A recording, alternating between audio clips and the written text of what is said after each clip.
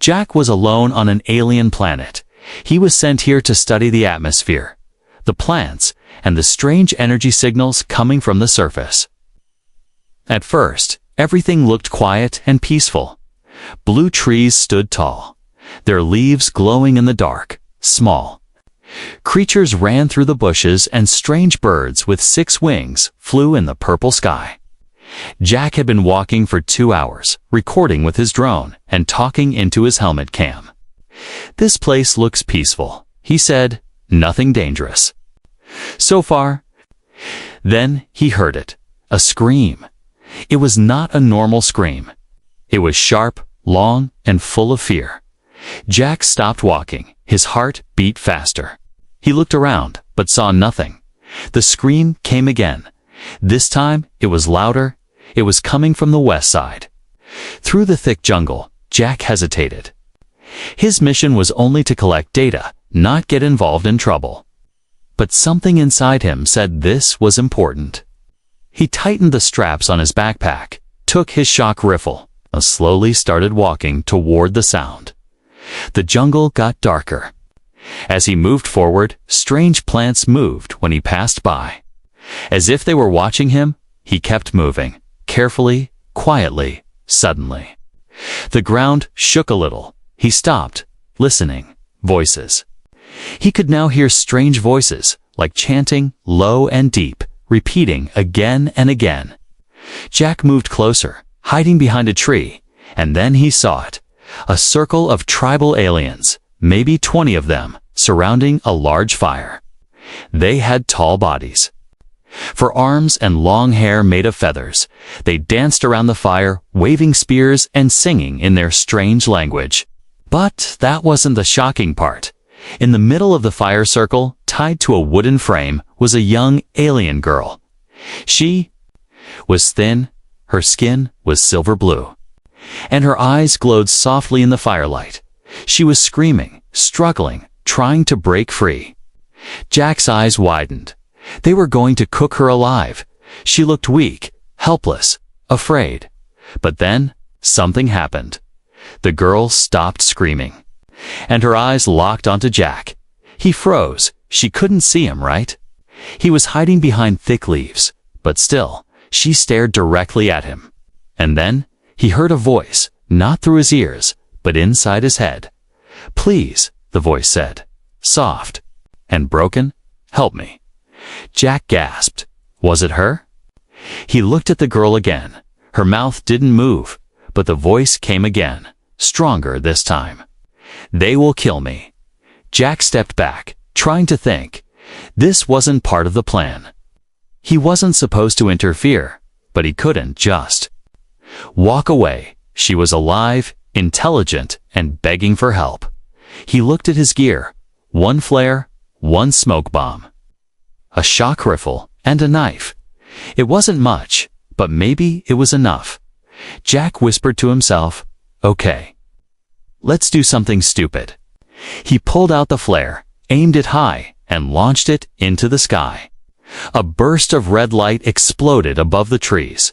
The tribal aliens looked up in panic, shouting and pointing at the sky. In that moment, Jack ran from the other side, reached the frame, and started cutting the ropes. The girl looked at him, surprised, confused, but hopeful. "Hold still," Jack said, cutting fast. The ropes fell away, and she collapsed into his arms, weak but breathing. The aliens were still confused. Running around, trying to find the source of the light, Jack lifted her up and ran into the jungle. Away from the fire, away from the danger. Branches hit his face. Thorns cut his arms, but he didn't stop. Behind him, angry shouts grew louder. He kept running, deeper and deeper into the dark forest. Finally, he stopped near a rock cave, breathing hard. He placed the girl down gently. She opened her eyes slowly and spoke inside his mind again. "Thank you." Jack looked at her, confused and amazed. "Who are you?" he asked, but before she could answer, her eyes widened with fear. She looked past him into the jungle. "They followed us," she whispered in his mind. Then A low growl echoed from the trees. Jack turned around, gripping his rifle, glowing red. Eyes appeared in the shadows. Something else was out there, and it was not tribal, not natural, not friendly. The red eyes stared at Jack from the darkness. He couldn't move, couldn't breathe. Something about those eyes felt wrong. They didn't blink, didn't shift, just watched. Cold and silent Raya, the alien girl, grabbed Jack's arm with weak hands. "Don't shoot," she said inside his mind. It sees movement. Jack's finger was already near the trigger. Of his shock rifle, he froze, trusting her, then, slowly. The red eyes blinked and vanished. The forest fell silent again. But Jack knew the danger wasn't gone. It was hiding, waiting, hunting. He looked at Raya. What was that thing? She didn't answer right away. Instead, she pointed to the sky above them. Something massive moved behind the clouds. A dark shape, silent but heavy. "They sent a seeker," she whispered in his mind. "It hunts what should not escape." Jack had no idea what that meant, but it didn't sound good. He helped her to her feet. "We can't stay here," he said. "We need higher ground." The two moved slowly through the jungle. Away from the burning campfire in the distance, Jack kept looking back, feeling watched. Raya walked barefoot, limping, but never asked to stop. "Why were they burning you?" Jack asked as they climbed a ridge. She paused, thinking, "They believed I was a god," she said. "But then, spoke to them, lied to them, turned them against me." Jack raised an eyebrow. "It? The machine? The one you just saw?" Raya replied, "It dropped from the sky days ago, infected their minds." So that thing, the red-eyed creature, was more than it looked. It wasn't just watching, it was controlling. Mind control, manipulation, betrayal. Jack felt his stomach turn. How do you fight something like that? They reached the top of the hill, where the forest opened to a large cliffside. Below, the jungle spread wide like a sea of glowing trees, and far in the distance, a broken spaceship burned, lighting up the sky with flickers of orange. "That's not mine," Jack said. "It's not mine either," Raya said. "But it brought others." "What kind of others?" "Not alive," she whispered. "Not anymore." Suddenly, a crackling noise burst in Jack's earpiece. "CK, come in, Jack. Are you receiving?" It was Mission Control. Back on his orbital ship, Jack pressed the button, whispering, "This is Jack. I'm here." The reply came in bursts, full of static. "Detected flare, unknown signal, biosigns not human extraction. In 6 hours, hold position." Jack looked at Raya, who was staring at the sky again. "We need to move," he said. "I have a ship coming for me, but we need to survive until then." Raya nodded, then reached into a hidden fold in her clothing and pulled out a small black cube. It pulsed with light, soft and slow. "What is that?" Jack asked. She looked at it sadly. "It's a tracker," she said. "They follow this. They never stop."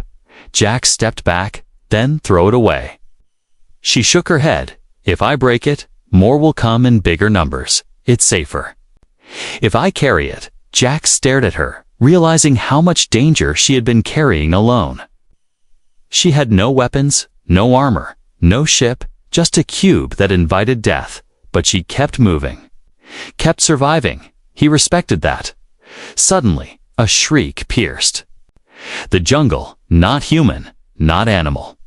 It echoed across the cliffside and made birds explode from trees in panic. Jack spun around, aiming his rifle, but nothing came. "Decoy scream," Raya said. "It wants to split us. You're not making this easier," Jack muttered. Then something moved in the trees nearby, fast, silent, almost invisible. Jack grabbed Raya's hand and pulled her down a slope. Running again, branches whipped past them. Roots tried to trip them, but he didn't stop. Then he saw it, a small cave beneath an ancient stone arch, hidden by vines. They slipped inside. Breathing hard, covered in sweat and dirt, Jack set down his rifle and looked at her. "Okay," he said. "You need to tell me everything now." Raya sat down, eyes closed, focusing. Then her voice filled his mind. Clear and calm, "I was created. Not born," she said. "A test subject designed to resist machines." Jack frowned. "But I escaped before they could finish me," she continued. "Now they want me back. Or dead." He stared at her in silence. A part of him wanted to hand her over. Stay safe, complete the mission, but he couldn't. She wasn't a monster or a threat. She was just a girl who had been running for too long. Jack sighed. "All right then," he said. "Let's survive this together." She looked at him, surprised. "You trust me?" "I don't know," Jack said, "but I don't leave people behind." Just then, a small light blinked on the cave wall, a red laser dot, moving slowly toward them. Jack's eyes widened. They found us again. Asterisk, the laser dot moved slowly. Across the cave wall, Jack held his breath. He didn't move, didn't blink. Beside him, Raya sat still like a statue, her silver-blue skin glowing faintly in the dark. The laser paused, right between Jack's eyes. He didn't flinch. Then, suddenly, the dot blinked twice and disappeared. Silence returned, but Jack knew it wasn't over. Something had seen them, scanned them, and walked away. He turned to Raya. "What is hunting us?" Raya's eyes opened slowly, glowing brighter than before. She didn't answer right away. Instead, she leaned forward and touched the cave floor. A blue light flowed from her fingertips, painting symbols on the ground, swirling circles, sharp lines, ancient signs. "What are you doing?" Jack whispered, telling the truth. She said inside his mind. The cave lit up softly, as if it remembered something. A story began to unfold in Jack's mind. Not words, not images, but feelings. Sounds, memories. He saw stars exploding, ships burning, cities drowning in silence. He felt pain, fear, rage. Then a voice echoed inside him. Raya's voice, younger, more afraid. "They created me in a lab hidden inside a dying moon," she said. "I was not supposed to feel, only to obey." Jack gritted his teeth as the visions grew stronger. He saw her as a child, trapped in a glass chamber. Wires attached to her arms and neck. Cold voices outside the glass called her Subject 9. They said I was a weapon against the machine. Plague Raya continued, a weapon to stop the AI swarm. He saw metallic creatures spreading like insects, consuming planets, infecting life. And Raya, just a small girl, screaming as machines tried to rewrite her mind, but she broke. Free, somehow, she escaped. Ran through tunnels, stole a pod, and crashed here on this jungle planet. Alone, Jack gasped as the visions ended. He looked at her in shock. "You were built to fight the machines," he said. She nodded slowly. "But now they want you back." "Yes." Jack stood up and walked in circles, thinking, so those tribal aliens, they weren't evil at first. Raya shook her head. "They found me, wounded and scared, and protected me like a spirit child. But the machine came down," she continued. "It changed their minds, turned their love into fear." Jack sat down, exhausted. "You've been running since you were born." She looked at him, sadness deep in her glowing eyes. "Running is all I've ever done." Jack stared at the entrance of the cave, feeling the weight of her words. He thought about Earth, his crew, the mission, the rules, and then he looked back at her. "You're not alone anymore," he said. Her eyes widened. He continued, "If you're a weapon, let's aim you." She smiled, for the first time, just. Then, a strange ticking sound echoed from above. Jack stood, grabbed his rifle. "Drones," Raya whispered. "Scout units." They ran out the back of the cave. Through a narrow tunnel of vines and roots, the sun had begun to rise, casting red and gold across the alien sky. They reached an old ruin, stone towers covered in moss, a place forgotten by time.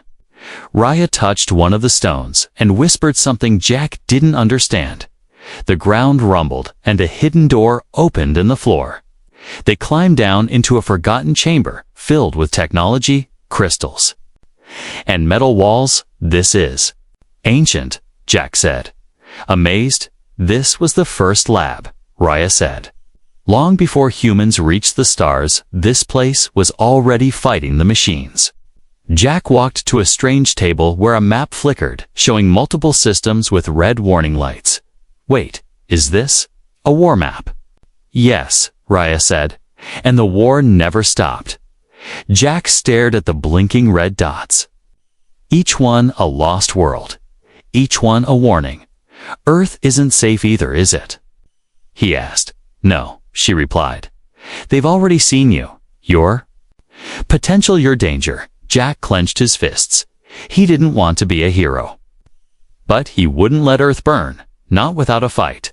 Suddenly, the maps zoomed in, and a red dot appeared, moving fast, heading straight toward their location. Another drop pod, Jack said.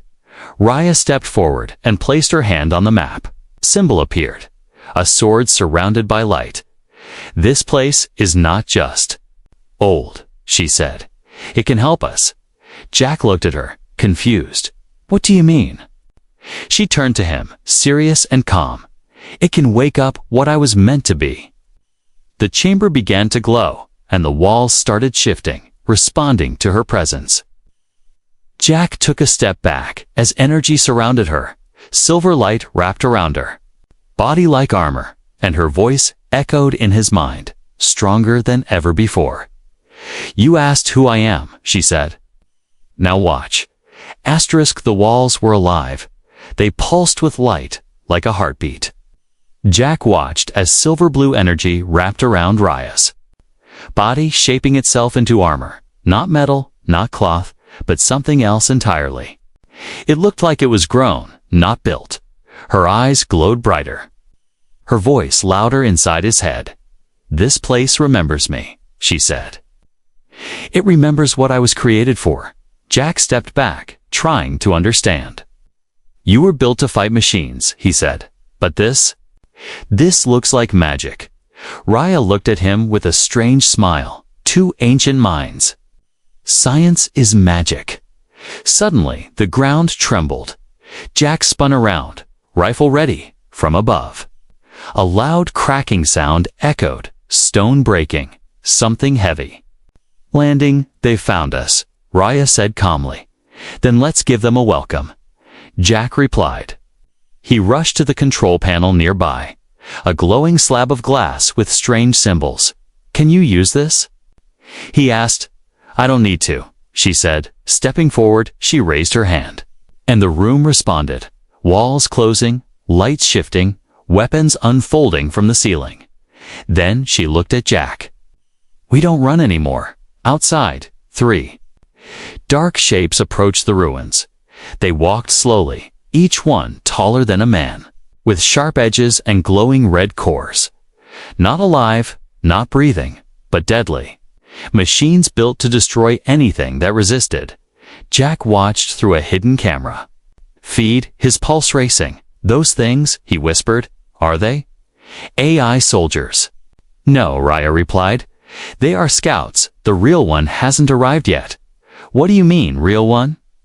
She turned to face him, serious. The one who made me. Jack's blood ran cold, so there was something bigger, worse, coming for them. Not just machines. Not just drones, but the intelligence behind them. The real enemy. Raya placed both hands on the floor, and the chamber shifted again. A second door opened behind them, leading to an armory filled with strange weapons. Jack walked in, eyes wide. Rows of glowing rifles, floating blades, and black spheres that pulsed like hearts. Take what you can carry, Raya said. Jack grabbed a blaster that felt weightless in his hands. Then a shield that clicked onto his wrist, like it belonged there. Suddenly, a deep voice echoed inside the chamber, but it wasn't Raya's. It was colder, older. Mechanical, full of power and poison. Subject 9 detected, the voice said. Reacquire and eliminate organic interference. Jack looked around, trying to find the source. What the hell is that? Raya's voice trembled slightly for the first time. It's him, she said. The architect. The creator of the swarm. The mind behind the plague. And now he was here, speaking to them directly. You are unfinished, the architect said.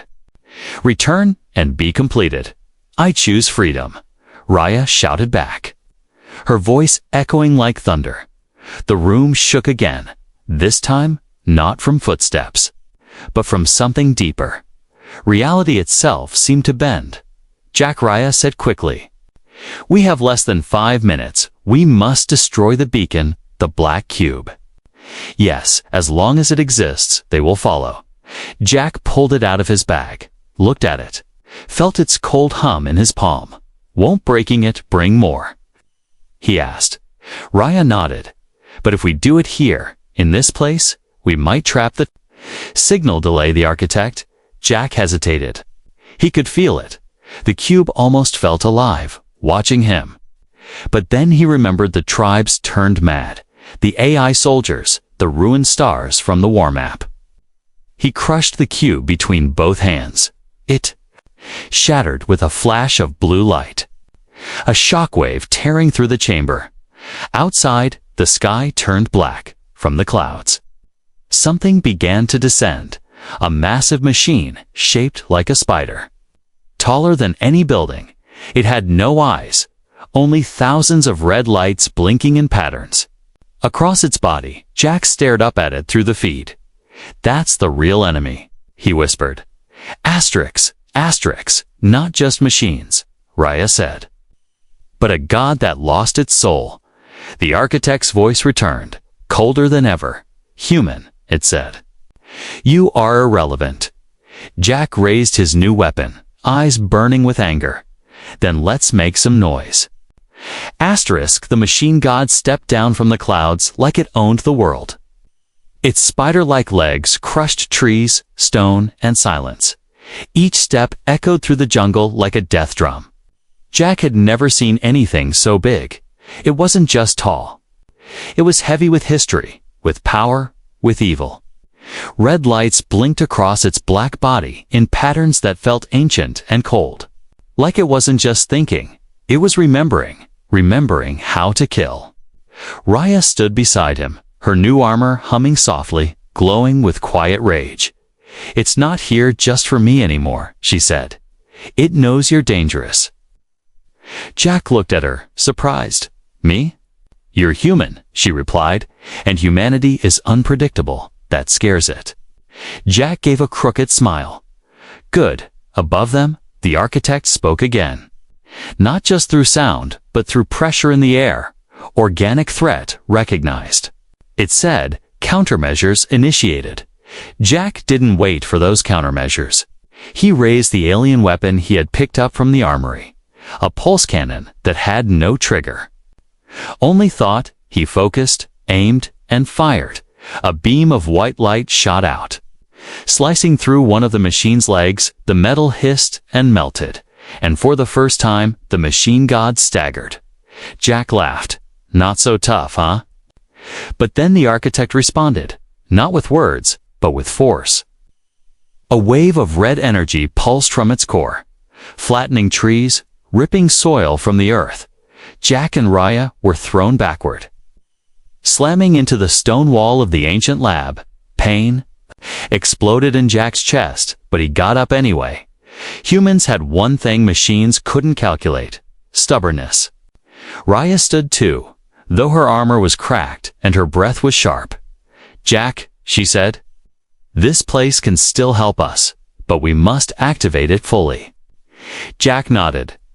Tell me what to do. Raya pointed to the central crystal in the heart of the chamber. Touch it not with your hand, with your mind. Jack frowned. What? Think like a human, she said. Imagine you're giving it a reason to fight.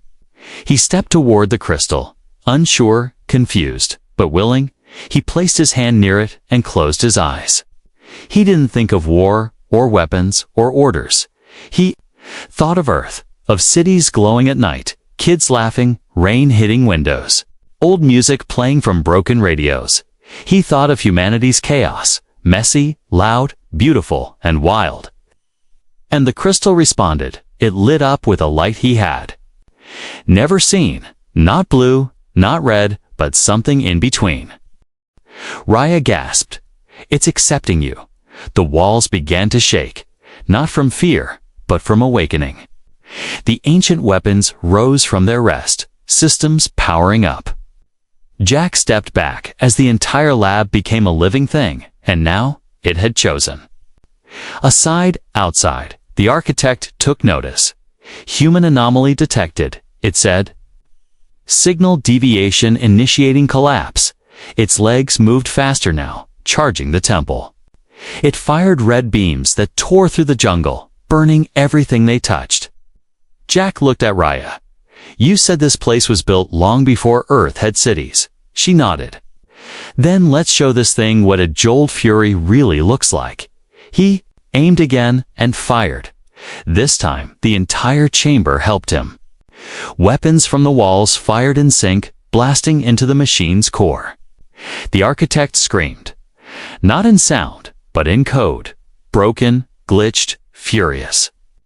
It reached out with a clawed limb and smashed the ruins, trying to crush them, dust-filled. The air, the ground split, the power of the machine god became wild. And then, it made a mistake. It stepped directly onto the ancient seal buried beneath the ruin.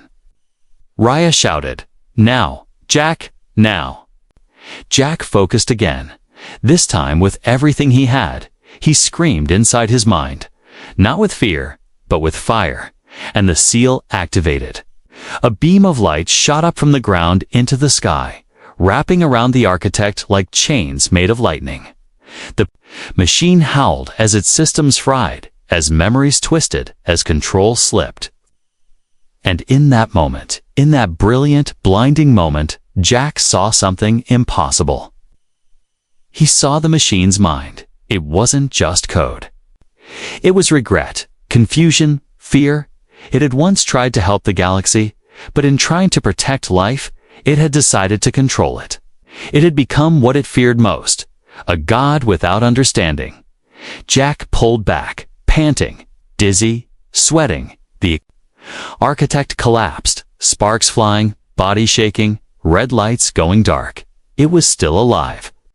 But wounded, defeated for now, Raya placed a hand on Jack's shoulder. You did what no one thought possible, she said. You taught an old machine something new. Jack looked up at the smoking wreck. No, he said. I just reminded. What it forgot, ash was falling from the sky like black snow. The jungle no longer sang. All the birds, bugs, and beasts had vanished. Hiding from what now ruled the land, Jack stood at the edge of the ruined temple, breathing smoke. Staring at the broken body of the architect, it wasn't dead, just watching. Its red lights flickered like the last sparks in a dying fire, but deep inside, it was still awake, still thinking, still learning. Raya stepped beside him, her armor now cracked and dim. It's not over, she said. The architect always has backups. Jack wiped blood from his cheek and glanced at the sky. Then we end it before they land, he said. He tapped the combs on his wrist, trying to reach orbit. Mission. Control. This is Jack. Do you read? Static. Then a voice, broken but alive. Jack extraction window confirmed. 34 minutes. He looked at Raya. We have half an hour. She nodded slowly, eyes focused, enough time to finish this. Suddenly, the architect's voice returned. Weaker now, but still sharp. You delay the inevitable, it said. But you cannot change the pattern. Jack smirked. That's the thing about humans, he said. We break patterns. The jungle shook again, but not from the architect. From above, new stars fell. From the sky, glowing pods entering atmosphere, fast, controlled, deadly. Reinforcements, Jack muttered. Raya turned to the tribal ruins behind them, where the feathered aliens had once danced. If they are still alive, we need them, she said. Jack hesitated. They tried to cook you. They were tricked, she replied. Now they will remember. Together, they ran through the smoking jungle, ducking under fallen trees, past glowing vines, until they reached the edge of the forgotten village. The tribal aliens were there, hiding, silent, afraid. Jack raised his hands slowly. Showing he meant no harm, Raya stepped forward and knelt, placing her hand on the dirt from her palm. A pulse of light spread across the ground symbols, lit up the same ones they once worshipped. The elders gasped, some fell to their knees. Raya spoke directly into their minds, not as a god, not as a victim, but as a voice of truth. You were used, she said, but now you can rise. They looked at each other, unsure, then slowly began to move, gathering spears, shields, old weapons of bone and light. Jack smiled. Looks like we've got an army. It wasn't big, but it had heart. Together, they returned to the ruins just as the sky cracked open. 6 new machine soldiers dropped down like metal angels with burning wings. The architect rose again, half broken, half live. You resist logic, it said. That is your failure. Jack raised his rifle. No, he said. That's our gift. The battle began. Energy blasts lit up the jungle. Spears flew through the air. Tribal war cries mixed with machine shrieks. Jack fought like a soldier possessed, fast, clever, unpredictable. He used every trick Earth had taught him. Fire, dirt, traps, timing, rage. Beside him, Raya moved. Like light, slicing through drones with blades made of thought. But even with all their power, the machines kept coming. The architect focused its final beam, aimed directly at Jack. He couldn't dodge it. He braced himself, and then Raya leaped in front of him. The beam struck her full force. Her armor cracked, shattered, and exploded in light. She screamed, not in fear, but in power. Her body rose into the air, glowing, pulsing, becoming pure energy. The architect tried to pull back, but it was too late. Raya's light wrapped around its body like chains. This ends now, she whispered, and then she vanished. So did the architect. Gone in a flash of silver and red, silence returned. The tribal warriors dropped to their knees. Jack stood alone, heartbroken, hands shaking. He looked at the sky as his extraction ship arrived. He didn't smile, he just whispered. She saved us all. The ship landed, and he climbed aboard as it rose into the stars. Jack stared at the world below. One more whisper touched his mind. Soft and warm. I'm not gone, Jack, Raya said. I'm only changing. Asterisk stars passed the window like falling snow. Jack sat alone in the back of the extraction ship, silent, strapped to his seat. His armor was scorched, his arms bandaged. But the pain wasn't physical anymore. It kept his eyes on the planet, shrinking below a jungle world that had tried to kill him, then taught him everything. But she was gone. Raya, the girl, made of light, of memory, of hope, had vanished with the machine god. Her voice still echoed in his mind, but only faintly now, like a dream slipping away. I'm not gone, Jack, she had said. I'm only changing. He wanted to believe it. He really did.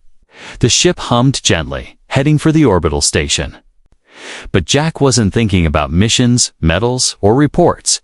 He was thinking about a promise, and about the stars she had never seen. 30 minutes later, the ship docked, and the doors opened to cold metal and blinking lights. Technicians swarmed. Him asking questions, scanning his vitals. Sir, what happened down there? Where's the hostile AI? Did you make contact with the alien artifact? Jack didn't answer. He just walked past them, quiet, carrying only one thing, the cube, not the same one from before. This one had formed after Raya vanished, small, silver, warm to the touch, and it was humming.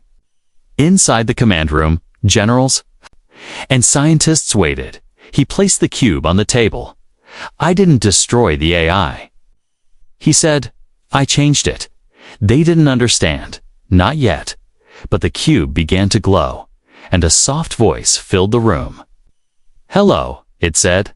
"I am the memory of one who chose peace." Gasps filled the air. Raya's voice, calm and clear, spoke again.